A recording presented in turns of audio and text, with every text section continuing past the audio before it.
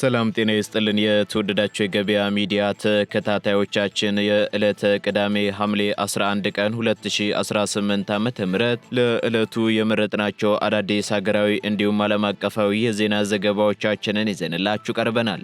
የዜና ዘገባዎቻችንን ስፖንሰር ያደረገልን አጋራችን ደግሞ የሮሃ ፎሬክስ ቢሮ ነው። በዜና ዘገባዎቻችን ላይ የሮሃ ፎሬክስ ቢሮን የዕለቱን የውጭ ምንዛሬ ተመን መረጃ እናጋራችኋለን። በቅድሚያም አርዕስቶችን በኢትዮጵያ ቤንሻንጉል ጉሙዝ ክልልና በሱዳን መካከል የሚገኘውና ሁለቱን ሀገራት የሚያገናኘው ታሪካዊው የኩምሩክ ድልድይ በታጠቁ ኃይሎች ጥምረት መፍረሱ ተነገረ።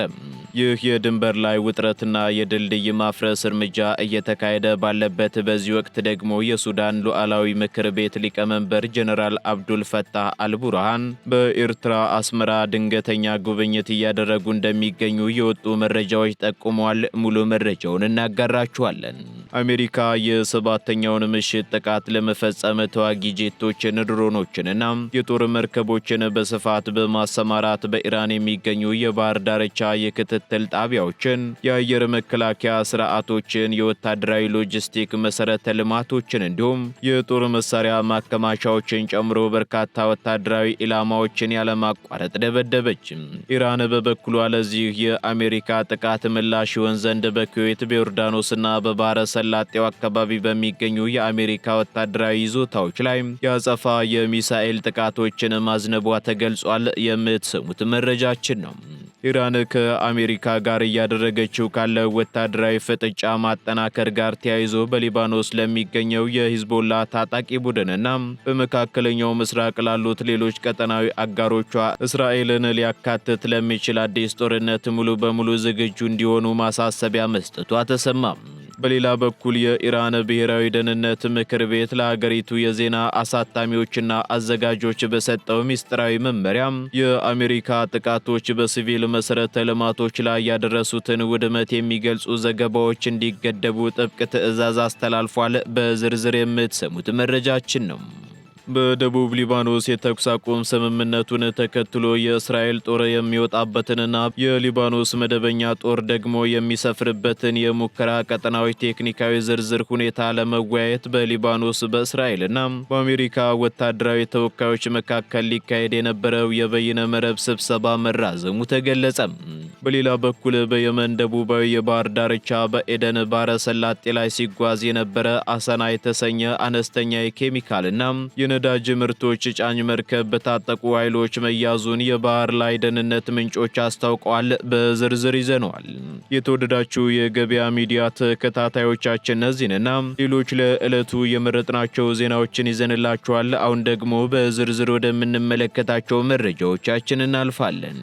አስደሳች ዜና ለውድ ደንበኞቻችንና ለቤት ፈላጊዎች በመሃል መገናኛ ዲያስፖራ አደባባይ አጠገብ የጫካ ፕሮጀክት እይታ ያለው ዘመናዊ አፓርትመንት በ40/60 አከፋፈል ከስቱዲዮ እስከ ባለ 3 መኝታ ቤቶችን ለተወሰነ ጊዜ ብቻ በሚቆይ ልዩ ቅናሽ አቅርበንልዎታል። ስቱዲዮ በ2.7 ሚሊዮን ብር ጠቅላላ ዋጋ፣ ባለ 1 መኝታ በ4.4 ሚሊዮን ብር ጠቅላላ ዋጋ፣ ባለ 2 መኝታ በ6.7 ሚሊዮን ብር ጠቅላላ ዋጋ፣ ባለ 3 መኝታ በ8.3 ሚሊዮን ብር ጠቅላላ ዋጋ የግሎ ያድርጉ። ምን ይሄ ብቻ! የዲፕሎማት መንደር በሆነችው በሳር ቤት አደባባይ የ30 በመቶ ቅናሽ የተደረገባቸውን አፓርትመንት ቤቶች ከባለ 1 እስከ ባለ 3 መኝታ ቤቶችን በመሸጥ ላይ እንገኛለን። ልብ ይበሉ፣ ይህ ልዩ ቅናሽ ለተወሰኑ ቀናቶች ብቻ የሚቆይ በመሆኑ ፈጥነው ይመዝገቡ። ለበለጠ መረጃ በ0908882208 ወይም በ0969699373 ይደውሉልን። ቴምር ሪል ስቴት።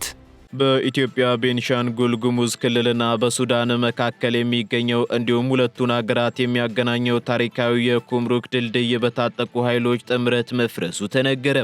ከአሶሳ ተነስቶ የሱዳን ኩምሩክን የሚያቋርጠውና ቢ40 በተሰኘው አውራ ጎዳና ላይ የሚገኘው የዚህ ድልድይ መሰበር በቀጠናው ላይ ከፍተኛ ወታደራዊና ኢኮኖሚያዊ ጫና እንደሚያሳድር ተጠቁሟል። ከስፍራው የወጡ መረጃዎች እንደሚያሳዩት ከሆነ ደግሞ ድልድዩን ያፈረሱት ያሉት የሱዳኑ መሪ ጀነራል አብዱል ፈታህ አልቡርሃን ጦር በደቡብ ተጠልለው ከሚገኙ የቀድሞ የኢትዮጵያ ሰላም አስከባሪ ኃይሎች እንዲሁም ቤኒን ከተባለ የቤንሻንጉል ታጣቂ ቡድን ጋር በመቀናጀት ነው ተብሏል። ለበርካታ ዓመታት የሁለቱን ሀገራት የንግድ ልውውጥና የሰዎች እንቅስቃሴ ሲያሳልጥ የነበረው ይህ ድልድይ መፍረሱ ደግሞ ከፍተኛ የሎጂስቲክ መስተጓጎልንም አስከትሏል ተብሏል። በዚህም ምክንያት ደግሞ ጥሬ ዕቃዎች እንዲሁም የገቢና የወጪ ንግድ እንቅስቃሴዎች ሙሉ በሙሉ እንዲቆሙ ያደርጋል። በሌላ በኩል ድርጊቱ ወታደራዊ ስትራቴጂን ያነገበ መሆኑ የተገለጸ ሲሆን የተቃራኒ ጦርን እንቅስቃሴ ለመክታትም ድልድዮችን ማፍረስ የተለመደ ወታደራዊ ስልት ሆኗል። ይህ የድንበር ላይ ውጥረትና የድልድይ ማፍረስ እርምጃ እየተካሄደ ባለበት በዚህ ወቅት ላይ ደግሞ የሱዳን የሉዓላዊ ምክር ቤት ሊቀመንበር ጀነራል አብደል ፈታህ አልቡርሃን በኤርትራ አስመራ ድንገተኛ ጉብኝት እያደረጉ ይገኛሉ ነው የተባለው። ጀነራሉ ከኤርትራው ፕሬዝዳንት ኢሳያስ አፈወርቂ ጋር በቀጠናው የጸጥታ ጉዳዮች ዙሪያ እየመከሩ ባሉበት ወቅት በኩምሩክ ድንበር ላይ ይህ ክስተት መፈጠሩ የጉዳዩን ፖለቲካዊና ወታደራዊ ስፋት ይበልጥ አጉልቶታል ተብሏል።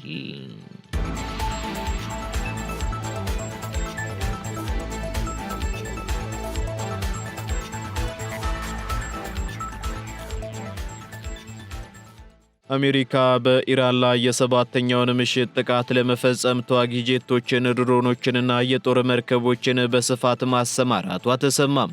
በሆርሙዝ የባህር ወሽመጥ አካባቢ የተቀሰቀሰውን ወታደራዊ ውጥረት ተከትሎ የዩናይትድ ስቴትስ ጦር ኃይል በኢራን ላይ የሰባተኛ ተከታታይ ምሽት የአየርና የባህር ላይ ጥቃቶችን መፈጸሙን የአሜሪካው ማዕከላዊ እዝ አስታውቋል። የአሜሪካ ማዕከላዊ እዙ ባወጣው መግለጫ መሰረትም በጥቃቱ ላይ የአሜሪካ አየር ኃይል ተዋጊ ጄቶች፣ ሰው አልባ አውሮፕላኖችና በባህር ላይ የተሰማሩ የጦር መርከቦች ተሳትፈዋል ብሏል። ይህ የተቀናጀ ወታደራዊ እርምጃም በኢራን በሚገኙ የባህር ዳርቻ የክትትል ጣቢያዎችን፣ የአየር መከላከያ ስርዓቶችን፣ የወታደራዊ ሎጂስቲክ መሰረተ ልማቶችንና የጦር መሳሪያ ማከማቻዎችን ጨምሮ በርካታ ወታደራዊ ኢላማዎችን በኃይል ለማጥቃትና የኢራንን ወታደራዊ አቅም ለማዳከም ያለመ ስለመሆኑም ዋሽንግተን ገልጻለች።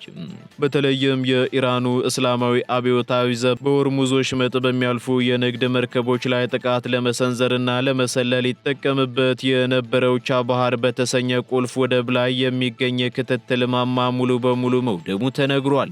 በሌላ በኩል የኢራን መንግስት መገናኛ ብዙሃን እንደዘገቡት ከሆነ ደግሞ የአሜሪካ ሚሳኤሎች በደቡባዊና መካከለኛው ኢራን የሚገኙ እንደ ያዝድ፣ አህቫዝና ሲሪክ ያሉ ከተሞችን መመታታቸውንና በጥቃቱም የሰው ሕይወት መጥፋቱን አስታውቀዋል።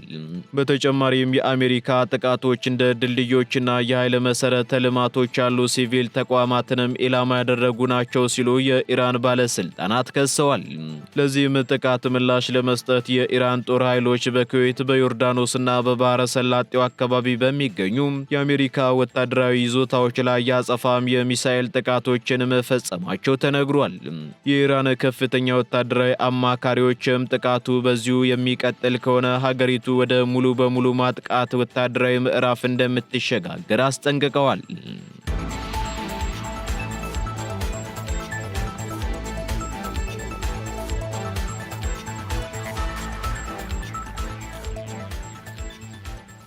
ኢራን ለሂዝቡላህና ለሌሎች አጋሮቿ እስራኤልን ሊያካትት ለሚችል ሰፊ ጦርነት እንዲዘጋጁ ጥብቅ ማሳሰቢያ መስጠቷ ተነገረ።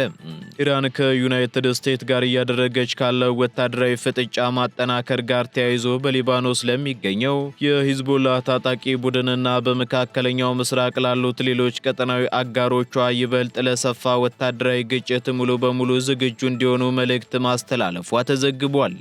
በቴህራን በተደረጉ ስብሰባዎች ላይ የኢራን ደጋፊ የሆኑት የአክሲስ ኦፍ ሬዚስታንስ ወይንም የመቋቋም ዘውግ መሪዎች አጋሮቻቸውን የመጠባበቂያውና የትዕግስት ጊዜ እያበቃ ስለሆነ ለተለያዩ ወታደራዊ አማራጮች ቅድሚያ መስጠት አለባችሁ ማለታቸው ተገልጿል። ይህ ሊፈጠር የሚችለው ሰፊ ግጭትም እስራኤልን በቀጥታ ወደ ጦርነቱ ሊያስገባት እንደሚችል ተመላክቷል። ምንም እንኳን እስካሁን ባለውና ዳግም በተቀሰቀሰው የአሜሪካና የኢራን ፍጥጫ እስራኤል በቀጥታ ባትሳተፍም ባትሳተፍም ሂዝቦላህ ጥቃት መፈጸም ከጀመረ ግን ሁኔታው ሙሉ በሙሉ ሊቀየር እንደሚችል ተገምቷል። በዚህም ባለፉት ወራት የኢራን ተላላኪ ቡድኖች በተለያዩ ቀጠናዎች ጉዳት የደረሰባቸው ቢሆንም ቴህራን አሁንም ሂዝቦላህን በቀጠናው እንዳላት ትልቁና ዋነኛው ወታደራዊ ሀብቷ አድርጋ እንደምትመለከተው በሪፖርቱ ላይ ተጠቅሷል ሲል ዘ ታይምስ ኦፍ እስራኤል ዘግቧል።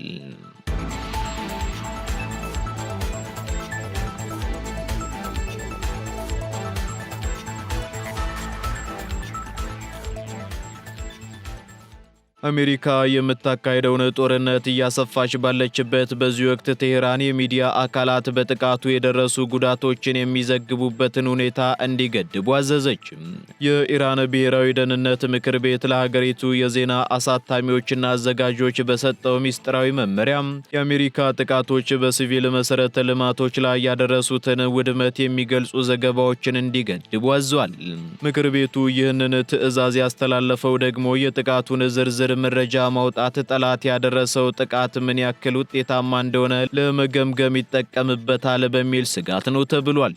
ስለሆነም የሚዲያ አካላት በህዝብ መካከል ፍርሃትና መደናገጥ የሚፈጥሩ ዘገባዎችን እንዳያሰራጩ እንዲሁም የጉዳቱን መጠን ወይንም በህዝብ አገልግሎቶች ላይ ያደረሰውን ተጽዕኖ በዝርዝር እንዳይዘግቡ ተከልክለዋል። በተጨማሪም በአገልግሎት መቋረጥ ዙሪያ በሚሰሩ ዘገባዎች ላይ የጉዳቱን ስፋት ከመጥቀስ ይልቅ ጉዳዩ እየታየና እየተፈታ ነው የሚሉ መለስተኛ ሐረጎችን እንዲጠቀሙ መታዘዛቸው ተነግሯል። ይህ የኢራን መመሪያ የወጣው ደግሞ አሜሪካ በሆርሙዝ ወሽመጥ አካባቢ ያለውን የንግድ መርከቦች እንቅስቃሴ ለማስከበርና የኢራንን ወታደራዊ አቅም ለማዳከም በኢራን ደቡባዊ ግዛቶች በሚገኙ ድልድዮች፣ አየር ማረፊያዎች እንዲሁም የባቡር ጣቢያዎች ላይ በርካታ ሰዎችን ለህልፈትና ለጉዳት የዳረገ ከፍተኛ የአየር ጥቃት በጀመረችበት ወቅት ነው። እንዲሁም የአሜሪካ ባለስልጣናት ጥቃቱን ወደ ኤሌክትሪክ ኃይል ማመንጫዎችና የኒውክሌር ተቋማት ሊያሰፉት እንደሚችሉ ሲገልጹ፣ የኢራን ባለስልጣናት በበኩላቸው የአሜሪካ ጥቃት ከቀጠለ ጠንካራ ቀጠናዊ ምላሽ እንደሚሰጡ አስጠንቅቀዋል።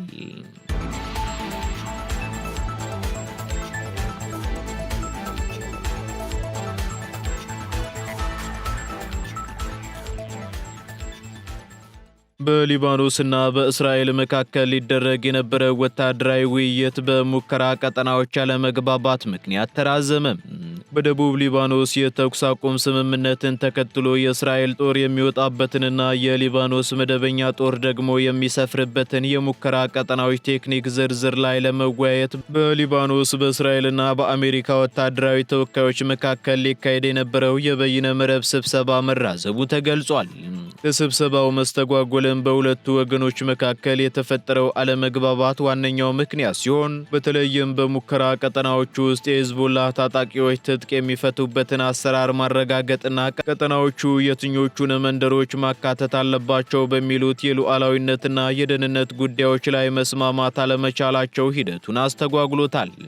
የሊባኖስ የደህንነት ምንጮች በበኩላቸው እስራኤል ሆን ብላ ጦሯን ከቀጠናው ላለማስወጣት ሂደቱን እያዘገየች ነው ሲሉ ቢከሱም፣ እስራኤል በበኩሏ ጦሯን ከማስወጣቷ በፊት ሂዝቦላህ ዳግም ወደ ስፍራው እንዳይመለስ የሚያደርግ አስተማማኝ የክትትል ስርዓት እንዲዘረጋ እየወተወተች ትገኛለች። በአሁኑ ወቅትም አሜሪካ ስምምነቱ ተግባራዊ እንዲሆን ዲፕሎማሲያዊ ግፊት እያደረገች ሲሆን የተራዘመው ይህ ወታደራዊ ስብሰባ ደግሞ የፊታችን ሐምሌ 17 ቀን 2018 ዓ.ም ሊካሄድ እንደሚችል ምንጮች ጠቁመዋል።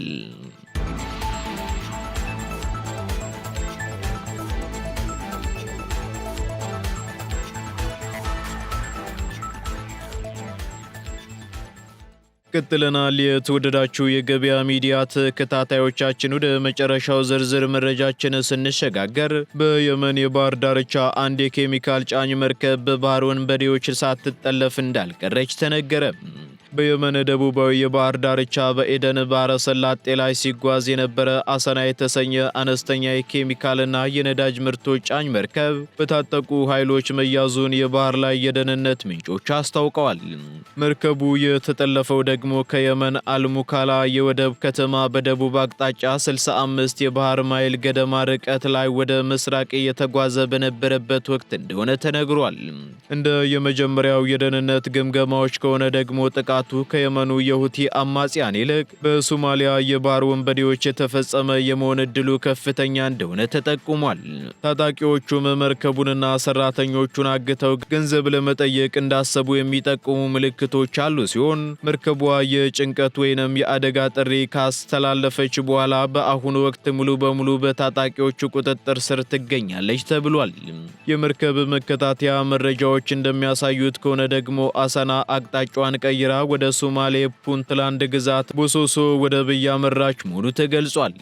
መርከቧን በምትጠለፍበት ወቅት ምንም አይነት የታጠቀ የደህንነት ቡድን በመርከቧ ላይ እንዳልነበረ የተነገረ ሲሆን በአሁኑ ወቅትም የዓለም አቀፍና የአካባቢው የባህር ኃይሎች የሰራተኞቹን ደህንነት ለማረጋገጥና ሁኔታውን ለመቆጣጠር ጥረት እያደረጉ ነው ተብሏል። ለዚህም ማረጋገጫ የሚሆን ደግሞ የደቡብ ኮሪያ የጦር መርከብ በአካባቢው እንደሚገኝ ተገልጿል። ይህ የጠለፋ ክስተት ደግሞ በቅርብ ወራት ውስጥ በቀይ ባህርና በኤደን ባህረ ሰላጤ አካባቢ በንግድ መርከቦች ላይ እየደረሰ ያለውን የጸጥታ ስጋት ይበልጥ አሳሳቢ አድርጎታል።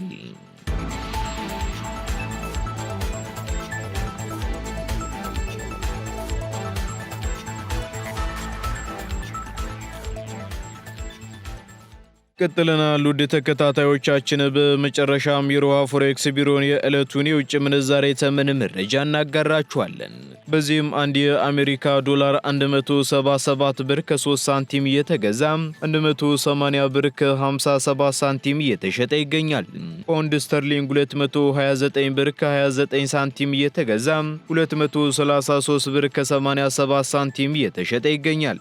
ዩሮ ደግሞ 199 ብር ከ41 ሳንቲም መግዣው ሲሆን መሸጫው እንዲሁ 203 ብር ከ39 ሳንቲም ሆኗል። ስዊስ ፍራንክ 215 ብር ከ55 ሳንቲም እየተገዛ 219 ብር ከ86 ሳንቲም እየተሸጠ ይገኛል። የተባበሩት አረብ ኤምሬት ድራም 47 ብር ከ79 ሳንቲም መግዣው ሲሆን መሸጫው ደግሞ 48 ብር ከ74 ሳንቲም ሆኗል። የሳውዲ ሪያል 46 ብር ከ4 ሳንቲም እየተገዛ 46 ብር ከ96 ሳንቲም እየተሸጠ ይገኛል። የቻይናው ዩዋን 24 ብር ከ33 ሳንቲም እየተገዛ 24 ብር ከ81 ሳንቲም እየተሸጠ ይገኛል። የካናዳ ዶላር ደግሞ 121 ብር ከ26 ሳንቲም እየተገዛ 123 ብር ከ68 ሳንቲም እየተሸጠ መሆኑን የሮሃ ፎሬክስ ቢሮ የዕለቱ የውጭ ምንዛሬ ተመን መረጃ ያመላክታል።